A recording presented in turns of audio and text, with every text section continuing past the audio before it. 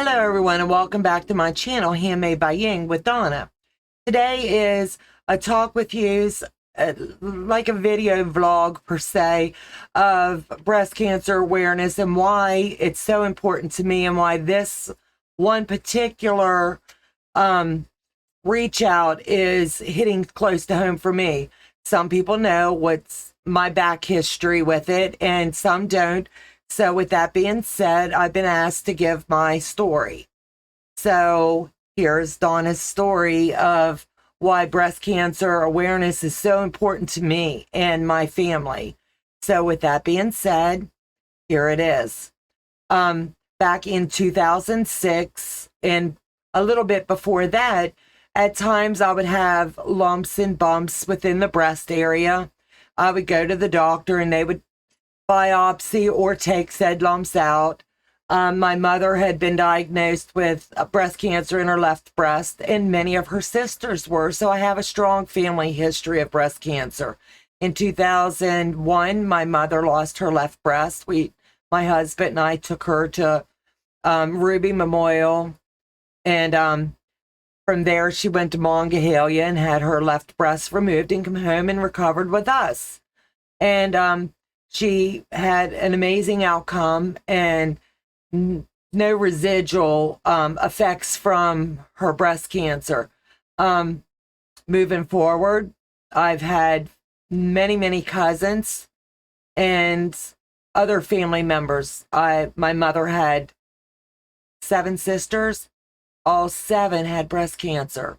That's pretty strong family genes. So as I was getting a little bit older, and the lumps were coming more frequent, I tested positive for the positive gene marker for breast cancer. It was just a matter of when this was going to happen, not if. So my husband and I had many talks, and they were hard talks. And my children were still young. My son had just 2 years prior graduated high school, and my daughter was she was a junior getting ready to start her senior year. So we made the tough decision to go ahead and move forward with bilateral breast removal and reconstruction. That was done in 2006, and that was the beginning of a hard road for me and a journey that I wouldn't wish on my worst enemy. I went through the surgery, and all that was fine. During my stay at the hospital, they did the bilateral breast removal and started the reconstruction immediately while I was in the hospital. It was all this one surgery. Everything was going to be great. And then I would just go through with having the fillers, per se, to stretch the muscle so they'd be able to put the implants in down the road. So there was going to be multiple surgeries, and I knew this going in. During the stay there, I ended up with a PICC line put in, another surgery, and they had to go in and call my general surgeon back in. They had to call in a specialist. It was a blood specialist and then an infection specialist. I was in the hospital for 2 or 3 weeks, surgeries, cleaning out all this infection and all the nastiness that had happened. So I wake up and I'm told that they're putting me into a rehabilitation, and it was part of the hospital, but my mind wasn't right. I was so sick. So I called my husband and I was fussing, "You're putting me in a nursing home. You're dumping me, blah, blah, blah." And that was just the wife in me. And I was so sick I didn't understand. Here he's fighting to keep me alive, and I was just like, not receptive. So our hospital had an extended care unit, and I spent 6 weeks there. My daughter went to school behind this hospital, so she would come down every day after school, lay on the bed, do homework with me. My husband was there around, I want to say if he wasn't there, he was doing school running with the kids. My son would visit and things, and the infection specialist told him that they didn't know if I was going to pull through this. This infection was pretty nasty. So my husband talked to the kids, and they had to make the tough decision. The medicine that they were going to give me, it was either going to kill me or cure me. But they told him that it was the infection was so bad, I was going to get worse before I got better. But I had to have the fight in me. So my husband and my kids talked to me, and my mind wasn't right. I was just sick. And so they did the treatment, and every day my kids would come in, and the whites of my eyes was like blood red. And I was just sick. And 2 or 3 weeks into all this medicine being pumped in and stuff, I started to turn the corner, and they started to see me getting better. So after a 6-week stint, maybe 7-ish in the hospital, I had a long recovery yet at home. But I'm so thankful and blessed that they made the decision on my behalf. They were fighting for mom. They were fighting for the wife. And I'm a strong believer. We're stronger together. And without the strong family support, my church, my friends, I was just like, when you're down and out and you wallow in self-pity a bit, the woe is me and the why is me. So why did I have the family gene marker? Why was I so sick? Why did I make the choice to go ahead and move forward? Well, I did to save my life, and that's what my husband and kids said. So I got stronger, and a couple years had went by, and I re-entertained the thought of, instead of the prosthetics, I wanted to do the reconstruction, but with a different surgeon. So we toyed with the idea, better part of about a year, thinking what's the risk? So we finally made the appointment, went for it, and I did the reconstruction. No real issues at all with that, and got through that. And in 2011, I had issues here in my throat, and we didn't know what was wrong. So my local doctor sent me to Baltimore, and numerous times of injections and biopsies, we found out I had thyroid cancer. So what this is all about is just a video blog to tell you my story and ask you guys, it doesn't matter the age. Cancer does not hold prisoners. You could be 18, you could be 16. If you're a girl, go get the girls checked to get a baseline. Talk to your doctor if you've got a strong family history of breast cancer. The life you save isn't just that of your friends, it's that of yourself. And you have to do self-care, self-breast exams. It's so important. Years ago, they used to have a placard that would hang in your shower on the hook as a little reminder every month when you're in there, give yourself a check. Fast forward years later, guys are now getting breast cancer too, and it's undiagnosed. So it's important for not only the ladies, but the gents. When you're in the shower, feel that chest wall, feel that chest muscle, feel up under your arms, feel under your breast area, feel everything, get familiar with your body. You know your body better than any doctor. And if it feels funny, call your doctor and say, look, I found something. It just doesn't feel right. That's going to be your best early detection, is you. So with that being said, I want to thank everybody for listening to this video and watching it. But I'm also asking, October's rolling up on us, and everybody knows every kind of cancer is important. We've got so many different kinds out there, but breast cancer hits me. And as a content creator, it's our way of pushing out just a little bit more to say, check yourself. Have your kids when they're teenagers and they're heading into college. Get that baseline. Teach them. They've got to do self-care. I've seen girls as early as 19 and 20 develop breast cancer. I've lost a friend this year. She fought a 7-year battle with breast cancer. and she was more like a sister to me. So she fought hard. She wasn't ready to go. And she knew her time was coming. And she prepared her family on how to let her go. And Renee is someone that will always be near and dear to my heart. I'll always carry her in my heart. I have a cousin who's in a battle right now fighting breast cancer. That's how strong my family genes are. I'm not sure about yours, but cancer is real, every form of cancer. So I'm asking any and all content creators out there for the month of October, let's push this out. Let's save our moms, our sisters, our cousins, our brothers. Talk to them. Have open dialogue. Ask them when their last mammogram was.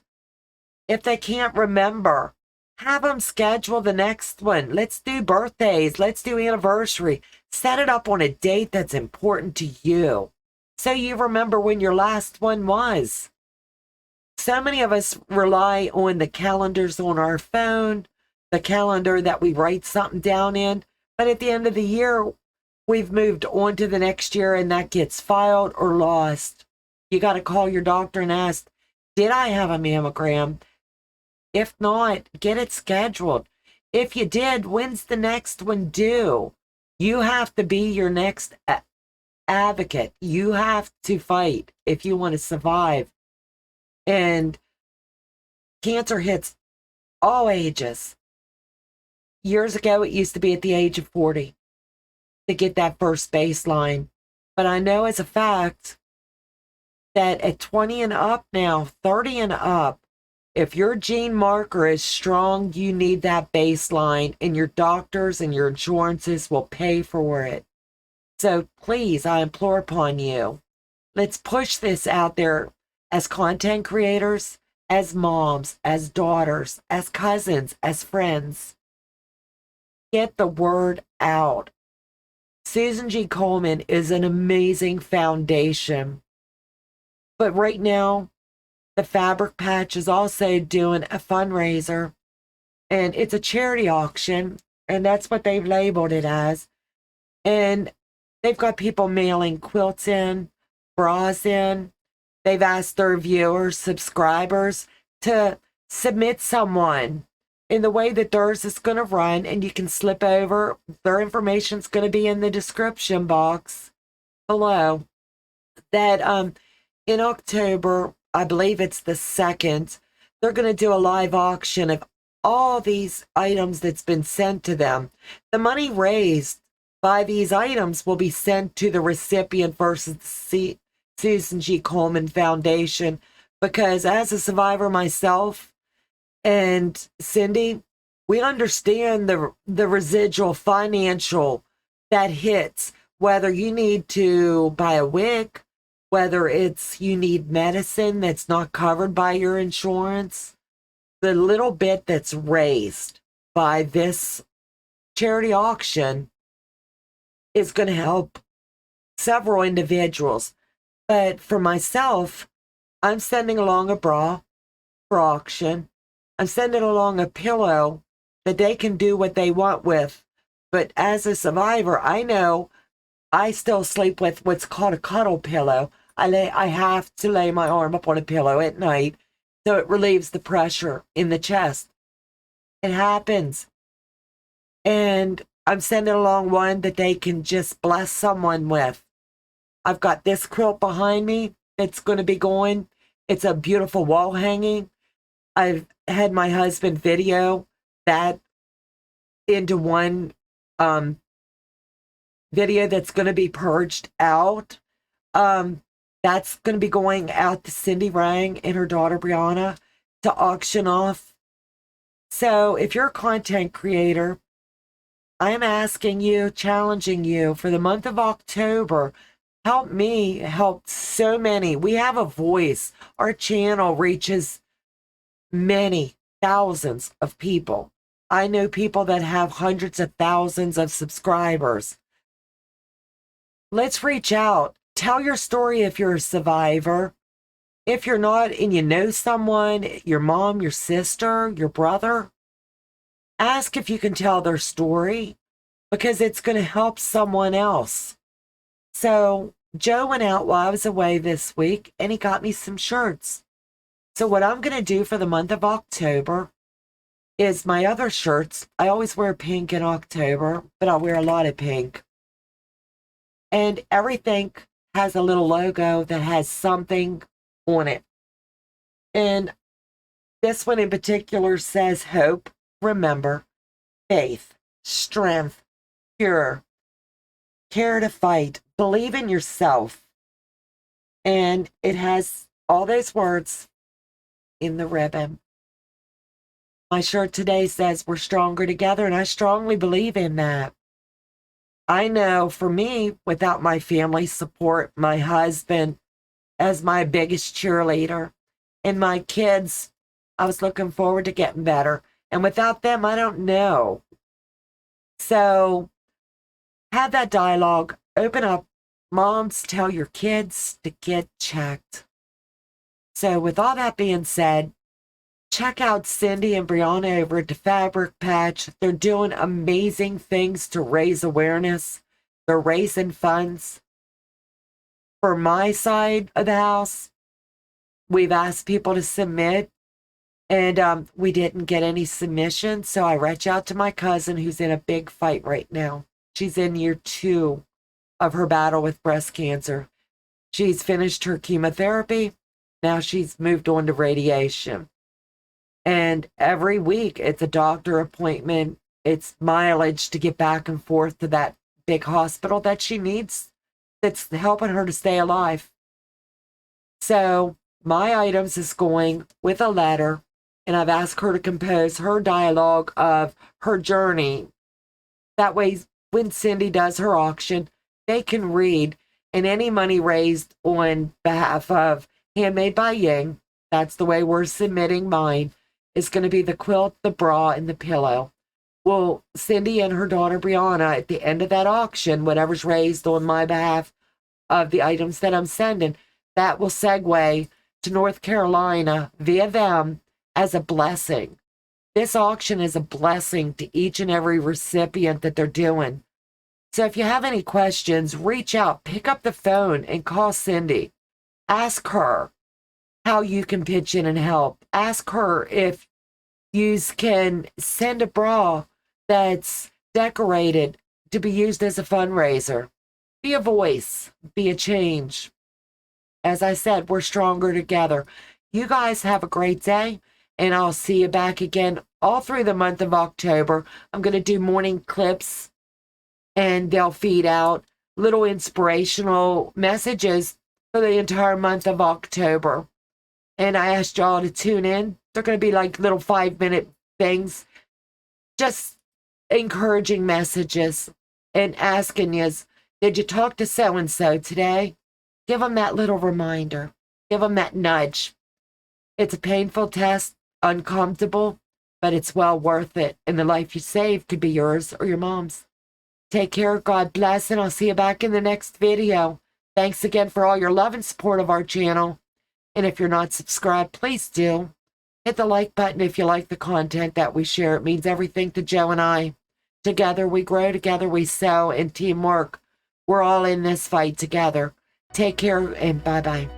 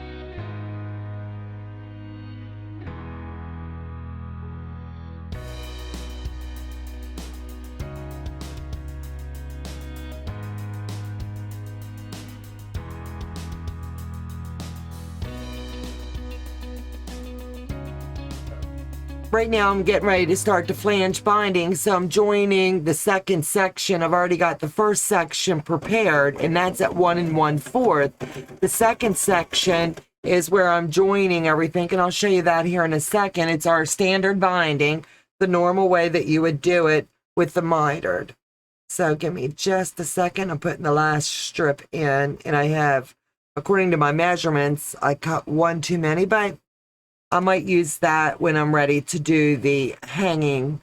I'm going to put a couple little hangers on it so they'll be able to put a little rod through it. So I've got that portion done. And now all you do is go back through and snip. And you be careful because you don't want your fabric damaged. So you just do your 1/4 inch. And what I like to do is trim at the edges because I don't want that to hinder any of the way that it's going to look when I put it all together. So I'm just snipping all the little tidbits off as I go along.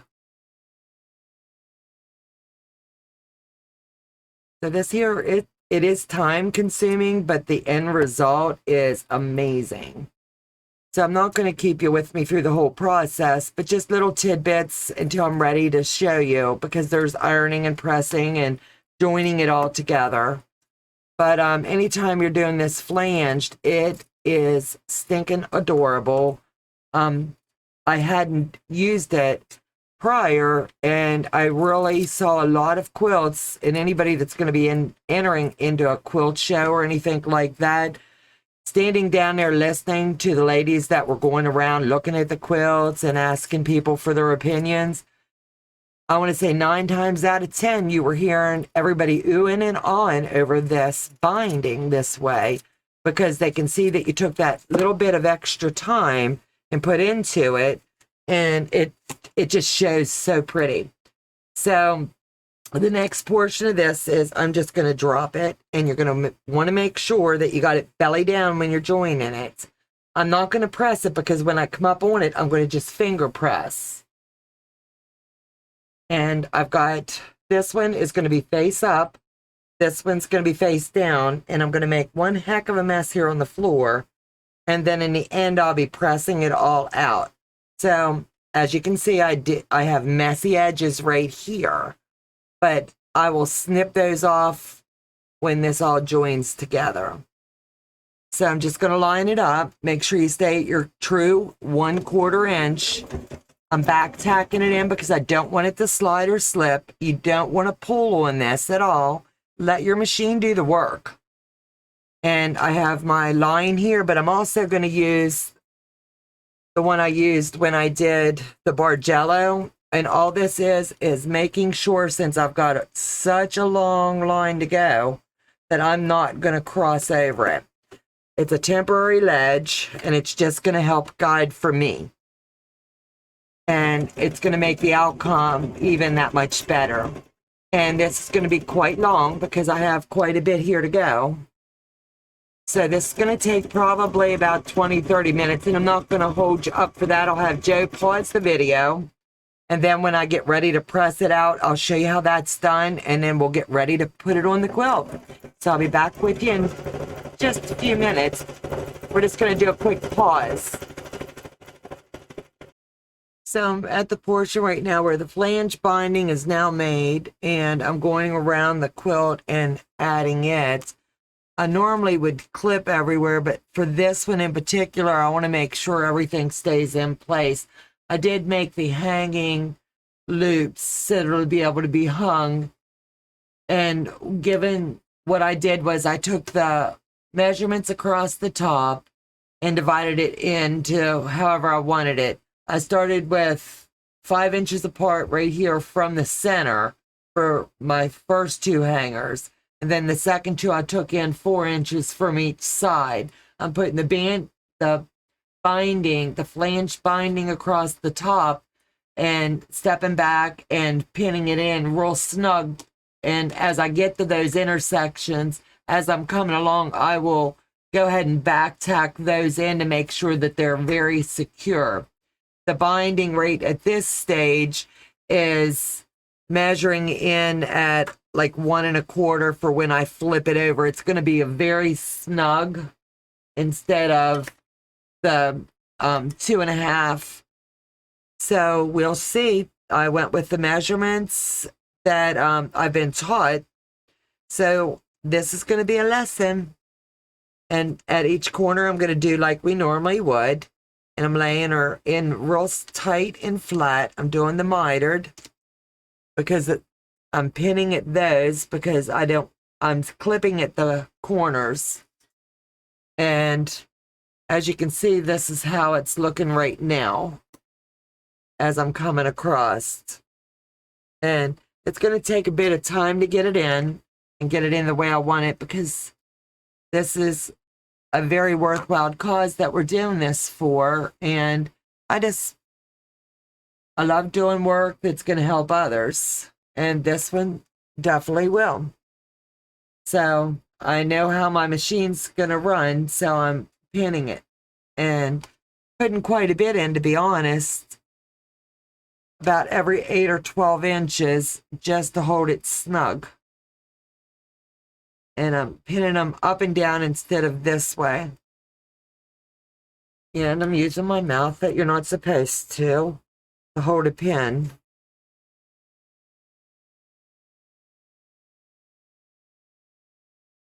And if you've got any loose strings and you notice them, now would be the time to go ahead and give them a little trim down.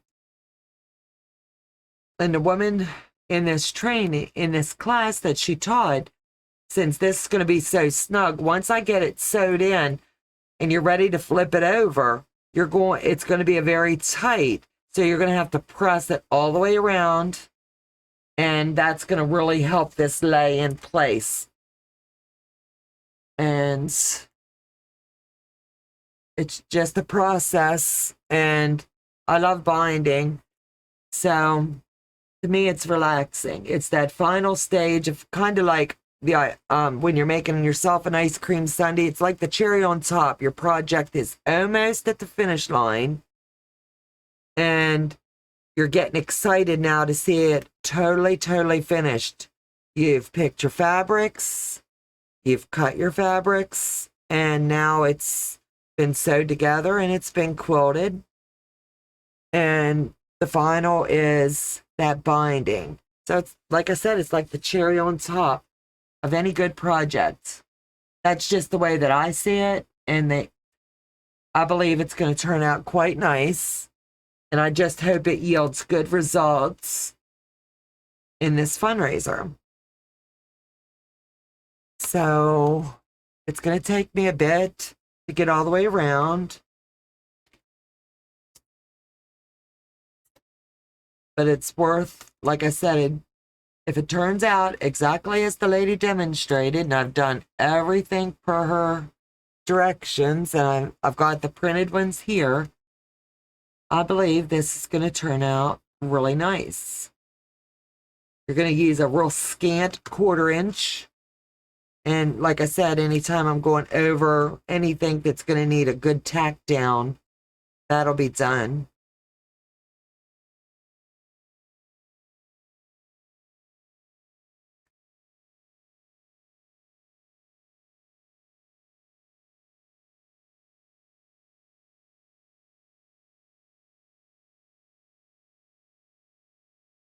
And since this is a charity project, right here is where I'm going to want to add my label in. And it's going to, I always put my labels in the bottom left-hand corner of any project. So now is the perfect time for me to go ahead and add it in. That way I won't have to come back and do any seam picking to secure. So I'm going to bring it down. This is going to add that extra little bit of bulk. So I'm going to undo this before I move forward, slide it in. That way it's going to be nice and tight.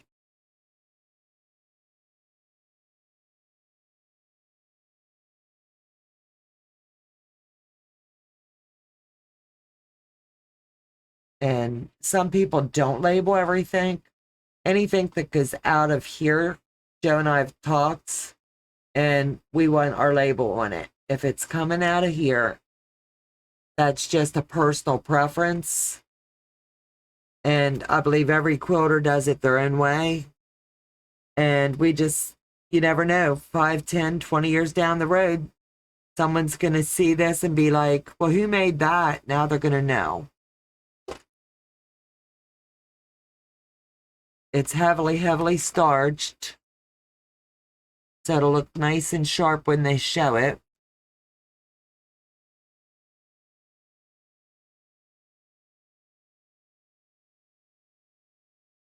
Like I said, 9 times out of 10, I would have clipped all the way around. But a special project, I'm going to put that extra time into just really heavily pinning it.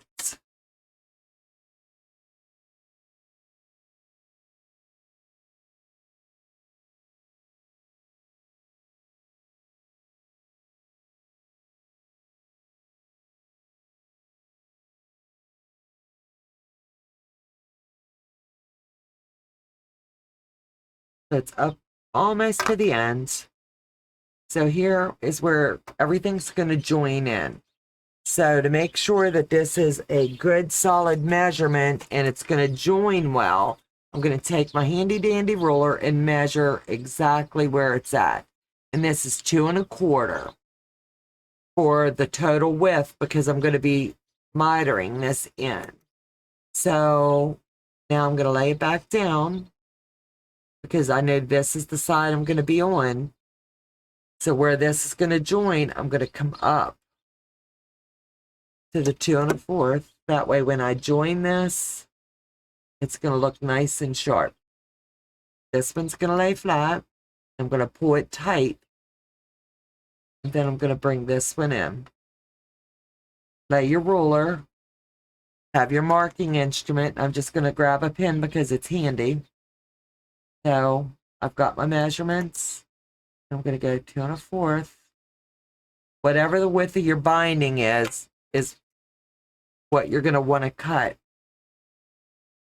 I'm going to open it up. I'm going to cut. Take all my extra. And now I'm going to lay it across my machine, belly down. This one's going to be face up.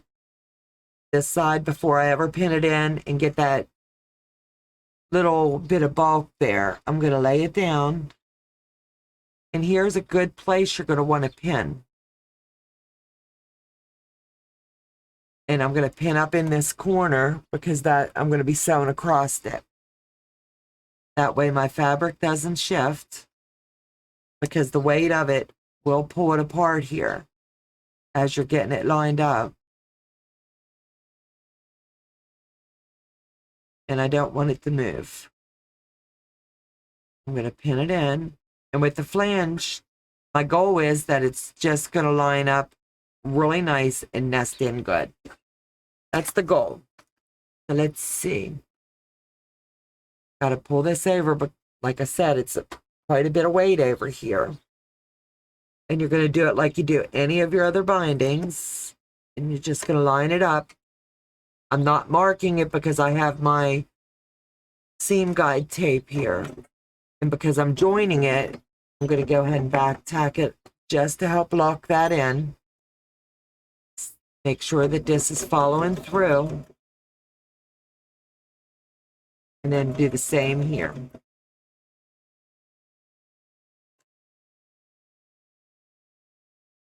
And now I'm going to trim it.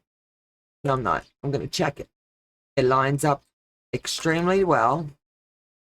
So now I'm going to trim it. It never hurts to double check yourself before you cut. Joe has taught me anything in life, measure twice, then cut once. So now, got all this lined up. There's a little tad of bulk here, but that will be lost here momentarily.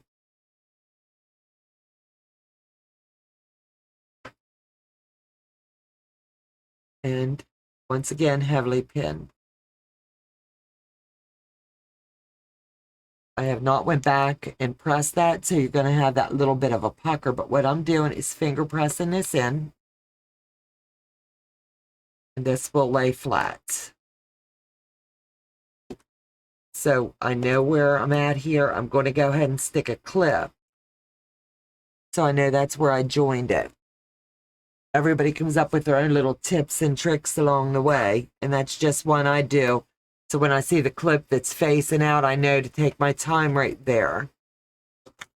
Move all my instruments out of the way because this is going to be quite a challenge moving things around.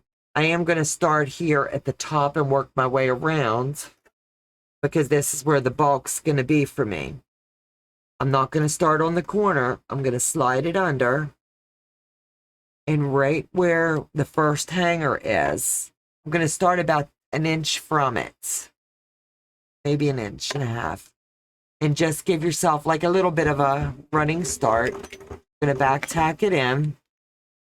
And then I'm going to feel it coming up and under. And I can feel it right there. And I'm going to back tack. I'm going to go ahead and pull my pin because I know it's secure. Slide your thumb under so you're holding it. You just enjoy the journey here because there is no race in getting this done.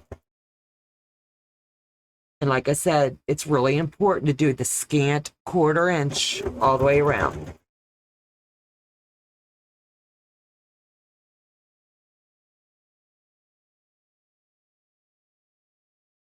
And I always use my fingers just to make sure that the fabric's not shifting or anything. Now I'm up on my second one and I'm securing it. And I'm going to do that 4 times all the way across. Coming off, and I'm doing it again. And I'm going to slide it. I like this because you can see where I put a few hearts in as well in the back. And that's, like I said earlier, that's our little trademark hearts. Because we put a little bit of love into every quilt we do.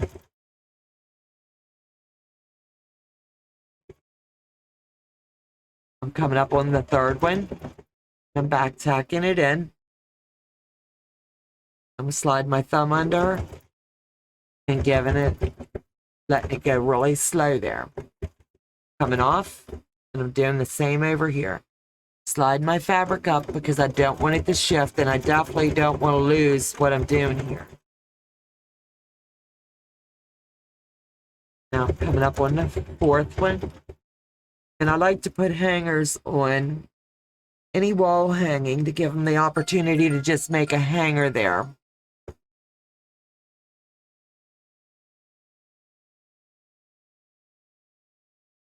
And now I'm at my corner. And I'm not worried about that top now, so I'm going to unclip and fold it down. You're going to come up like you normally would. And my marking for mine is right at the end of my presser foot. And I back tack it in, and I slide it off and just fold it back down. Then I'm going to slide it around and put my phone on vibrate because I was busy and didn't. So now I'm going to slide, and as you can see, it's slid a bit. And that's why you just take your time. And I'm going to come to the edge and just put it back down again. Back tack it a little bit just for that extra little bit of security. That's what I do. Get the weight off the quilts and put it up on your lap. And I follow a very, very scant 1/4 inch.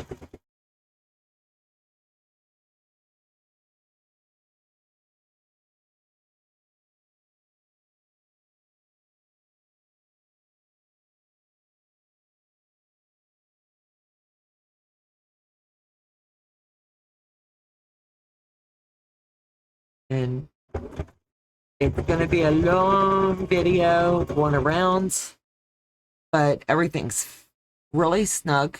It's fitting good. And when you're going around ironing this and you're pushing it out, that's your opportunity to make sure that you've caught every edge going around. And that's your chance to fix it and do over if you see something that's not right. It's easier to pick apart now and fix it than it is once it's finished and you look at it and have that oh no moments.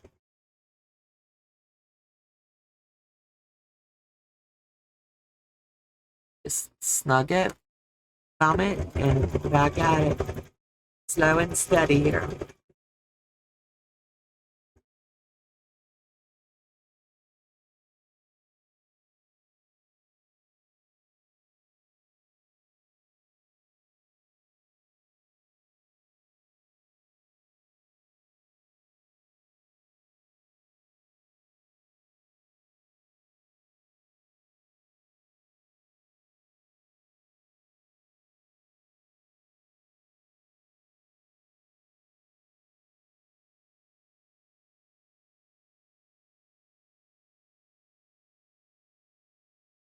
And just continue, and I'm coming up to the second corner.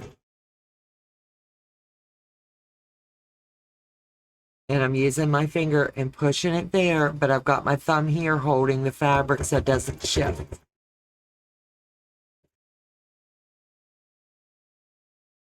Coming up, I'm going to unpin, or take the clip per se, and I'm going to watch my presser foot and slide it in and turn. Hold my finger down so I'm holding it in place. And like I said, there is no right or wrong. It's what you choose to do and how you want to make it. But that's just the way I prefer to do my quilts, and my bindings seem to be okay.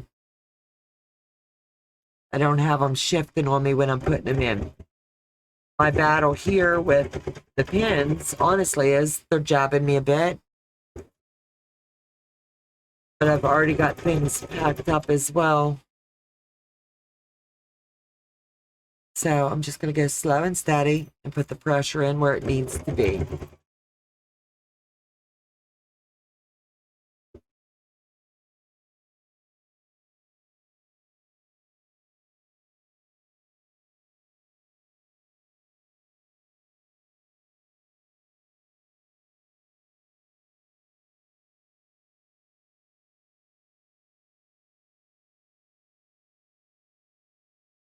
This one I took too far up, so I got to dig that pin out.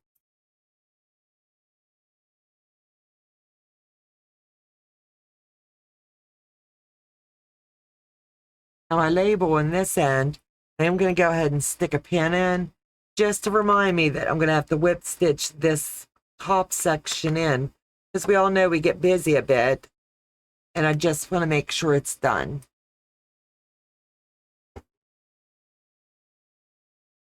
Joining it there, that's another layer, so I'm going to tack it in.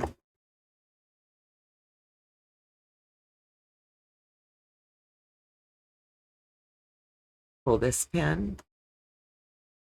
Thank the Lord for long nails, right? And I want to make sure that does not shift at all and lay it down.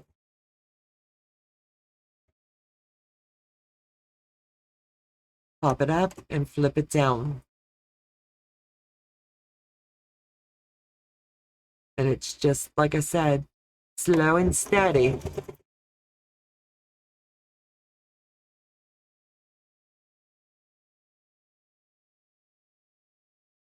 And it's not a large project, but it's a decent size.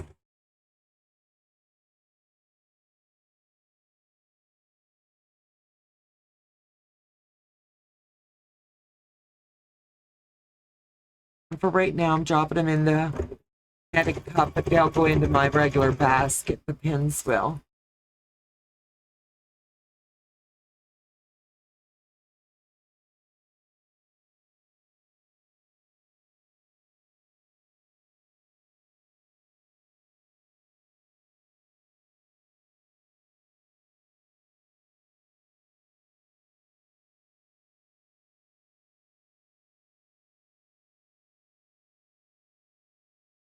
I'm coming up on the home stretch, as they say.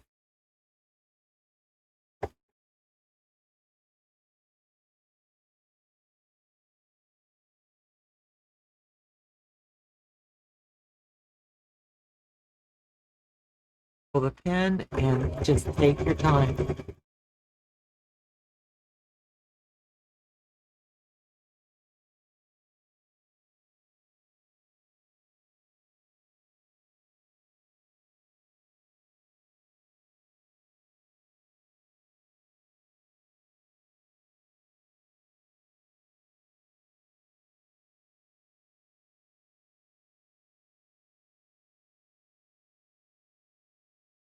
And here's where I put the clip to remind me that's where I join this. I'm going to pull it just a little. Make sure that's in there nice and snug.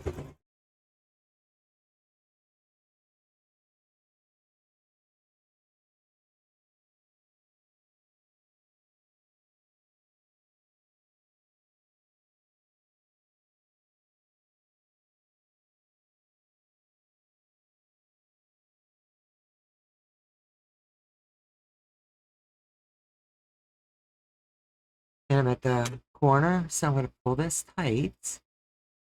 Make sure that did not shift at all. I'm going to fold it over. Make sure I got this in. So I'm pinching it and laying it flat up to the corner.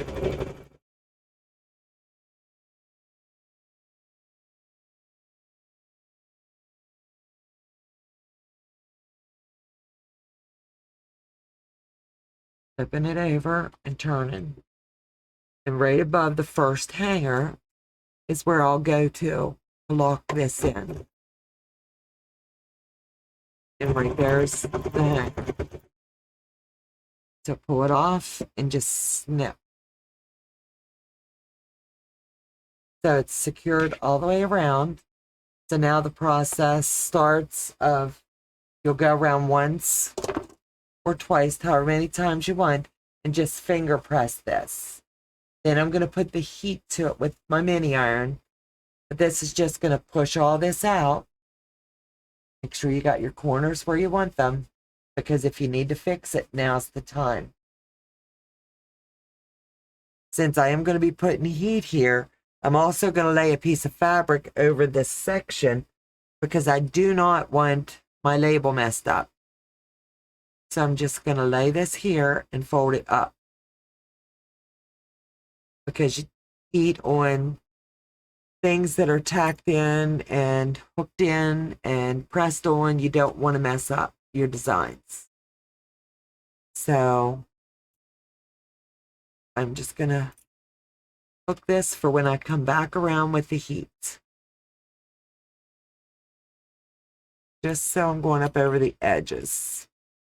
But you know, when you're ironing something, accidents happen. That's my last label. So I don't want an accident. And I'm looking for any loose threads, any threads that's on the back. Now's the time to give it a good look-see as you're going around your quilt. And you're just finger pressing. And as you can see, you can start to see the piping right there. And that's what's going to showcase around the fronts. And just finger press it all in. Like I said, I'm going to put the heat on it.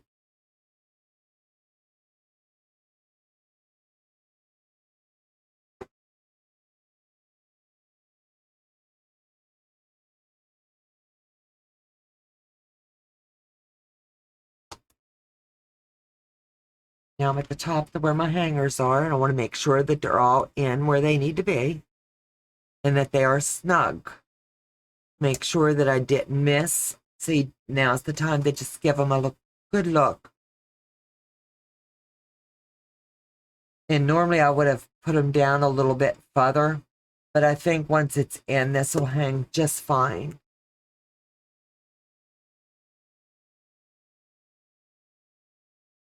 Little string there. And it's kind of like doing your own little quilt inspection. If there's something you want to fix, something you didn't see prior, now's the time.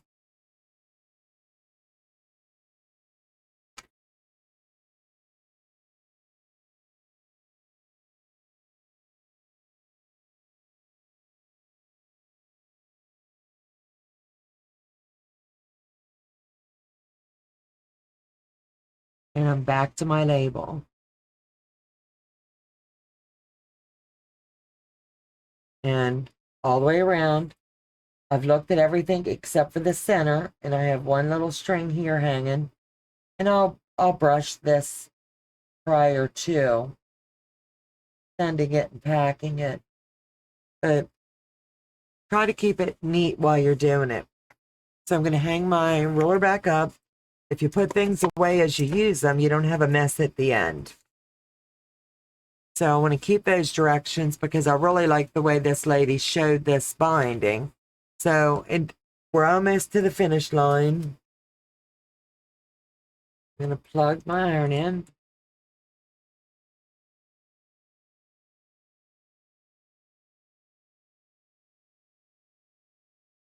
Move things around here a bit.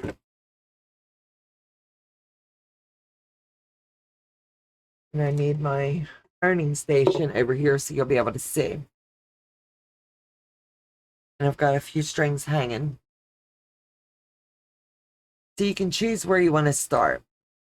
So I'm going to start this way and then come across the top. That seems to be just my preference. So I'm waiting on my iron to heat up. And I'm just going to press it out. And that's just going to secure it. And it's that one final look-see per se.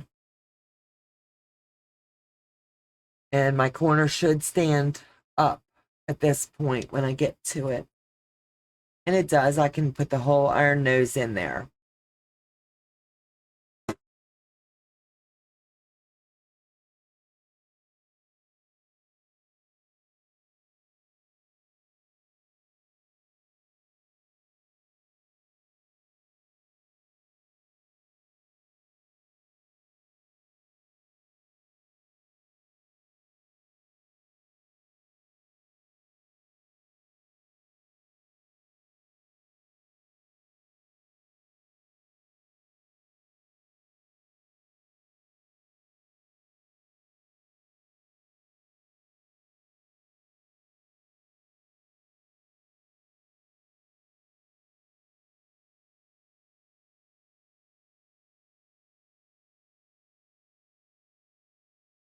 Now this corner is a little snug, so I might have an issue when I get there, but I can pluck a seam now and save that issue because I'm not happy with the way it's tight.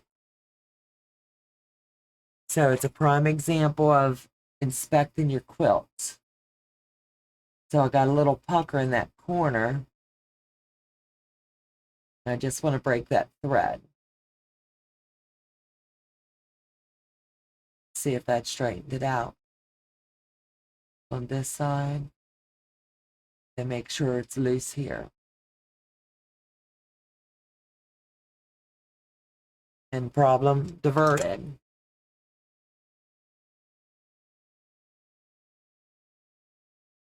And everybody's done quilts.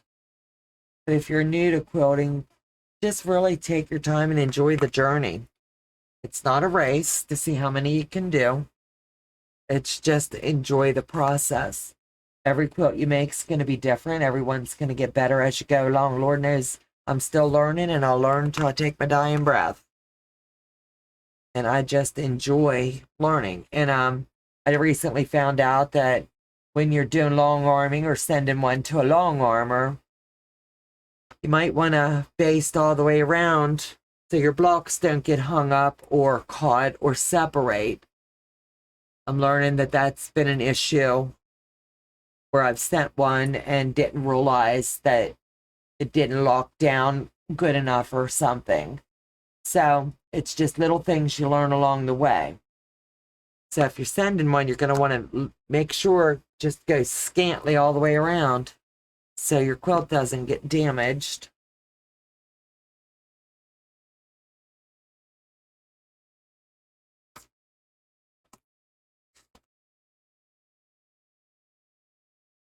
Finger press this in. I've got my area covered here that I really don't want to iron.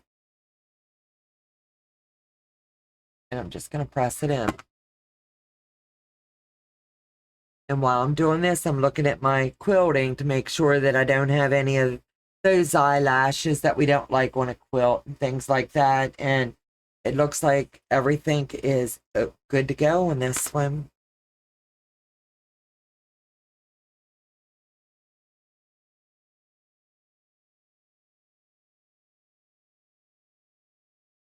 And I'm checking here at the corners to make sure it did catch when it was slipped in under the binding. And it's secured.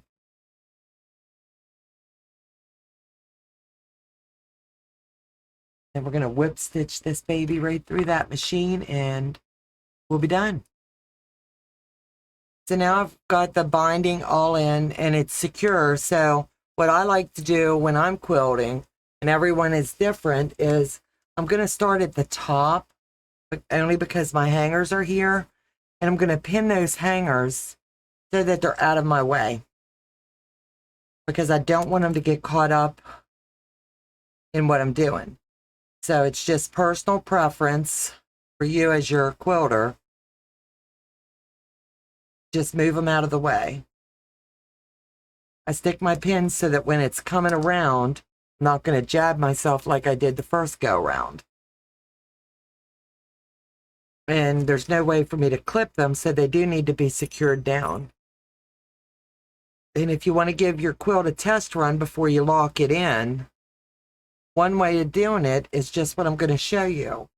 Just lay it out in front of you, and you're going to be pushing any and all strings, or now would be a good time to just take and trim them off if you don't think they're going to be lost. But I'm going to flip this corner and make sure that my corner is going to be where I want it, and I'm going to have a couple little strings here, so I'm going to go ahead and take the time as I'm going around, and I'm going to fold it down, and I'm going to clip. And I'm going to do the clipping at one side at a time, because here's my corner, and now I'm going to take this corner and fold it down. And I like to work my corners first as I'm going around a quilt. That way, they're going to nest in really nice, and you're going to be able to see how this binding, the way that it's done, it really is showcasing the quilts. So it's, like I said, time consuming, but when you're putting this much work into something, you want it to look nice. And I'm going to clip and just tuck those strings, because this is where you're going to hide all that stuff, per se, down in under that binding.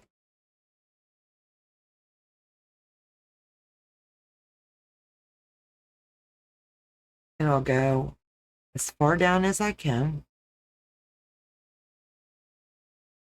and hold it and clip.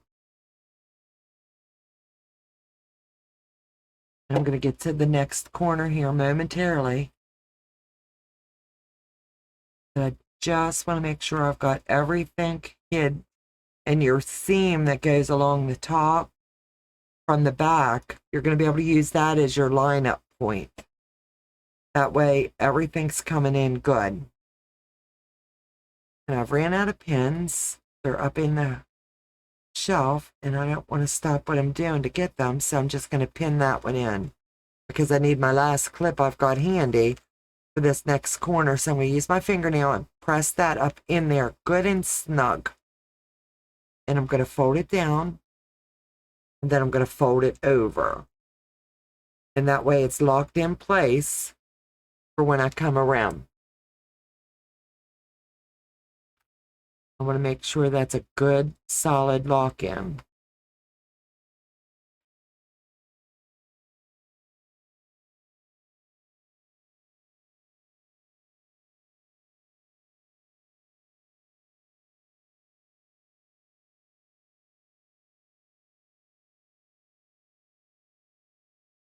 I'm going to come around and just keep using that line as your point of reference. And it's going to keep this where it looks like it's really lined up nice for you.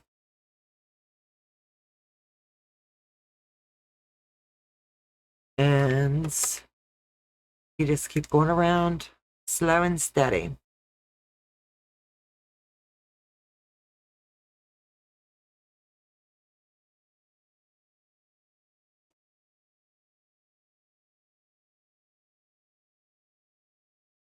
Checking for those strings and pulling it snug.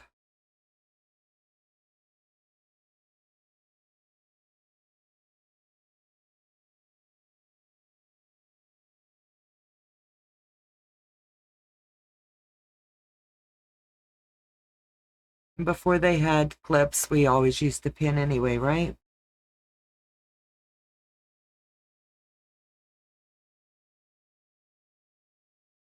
They're up in the basket, and I don't want to stop what I'm doing to get them.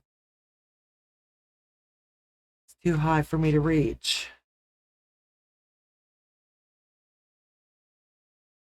Yeah, I can't get them.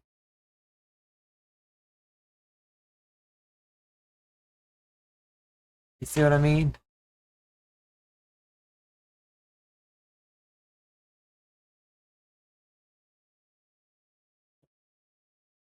Thanks, babe.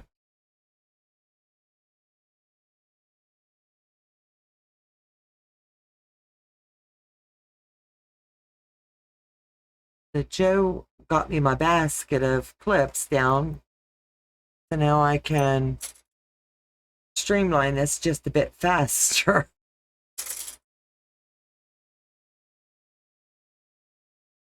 And we can be sure this is going to come in good. And I clip quite a bit, but I figure if I'm putting the work into doing it, I want it to look quite nice.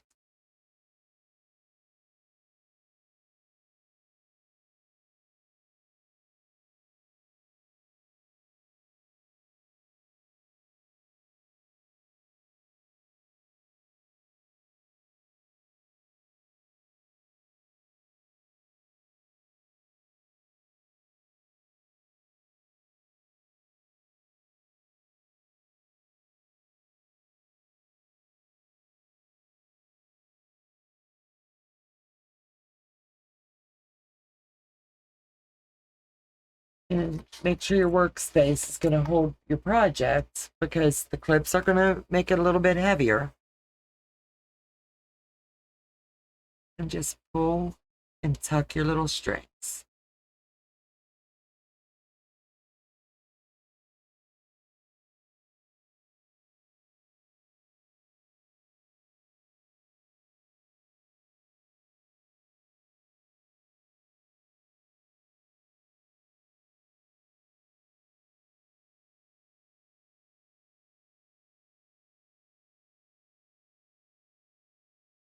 And back to the corner and use your nail and really tuck it up in there.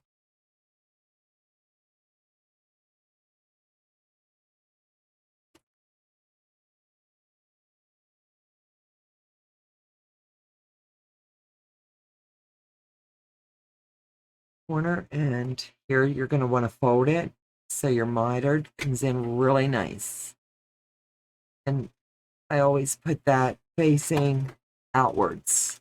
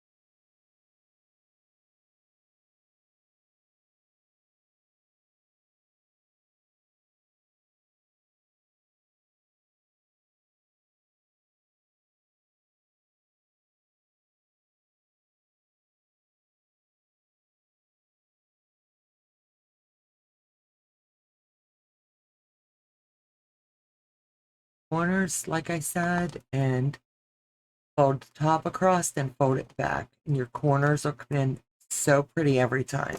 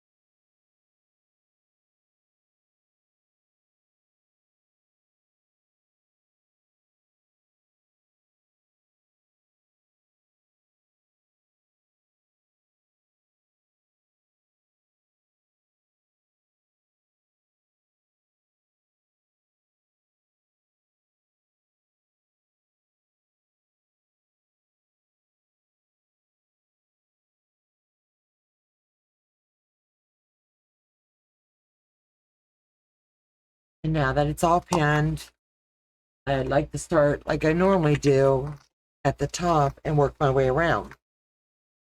So here's the top where the hangers are. And I'm going to leave that corner sit. And once again, pull it out here.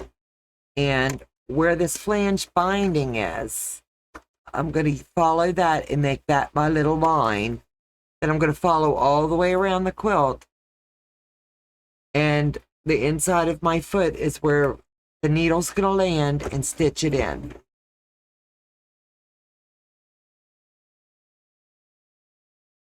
And I'll talk to you when I get this done.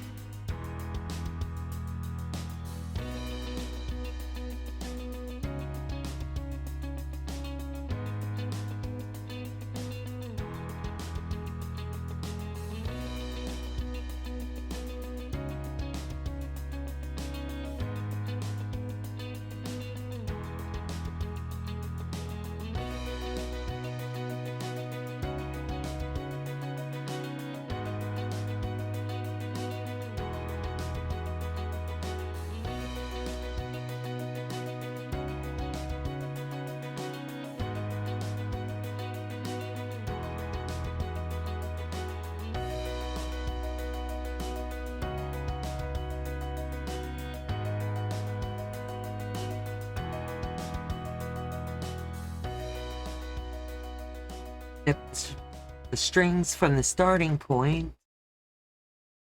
That way they do not get in your way. And just turn that last little curve. And you're back to where you started and lock it in. So let's have a look, see how it turned out.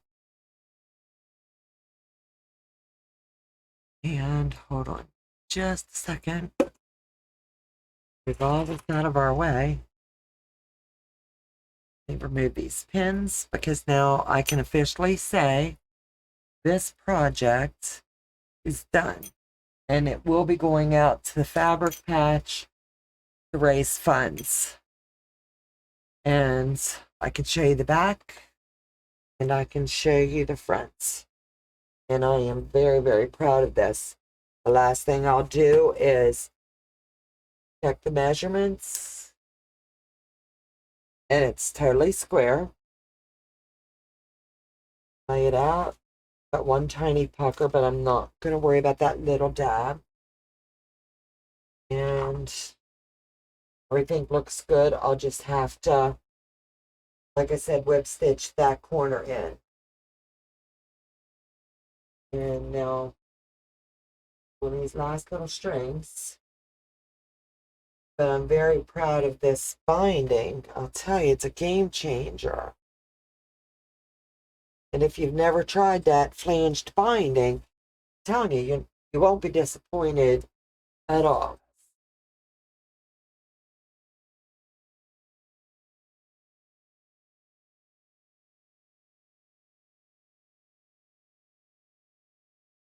Is it showing the whole thing?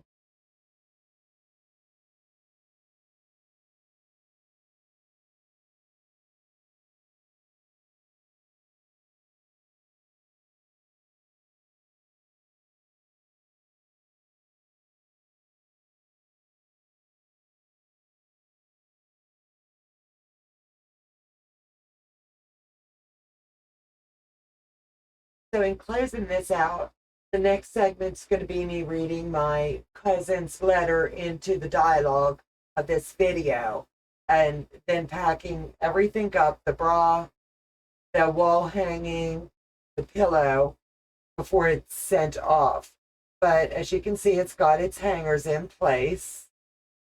And this is the quilt, totally completed. It's a beautiful wall hanging. I'm very, very proud of.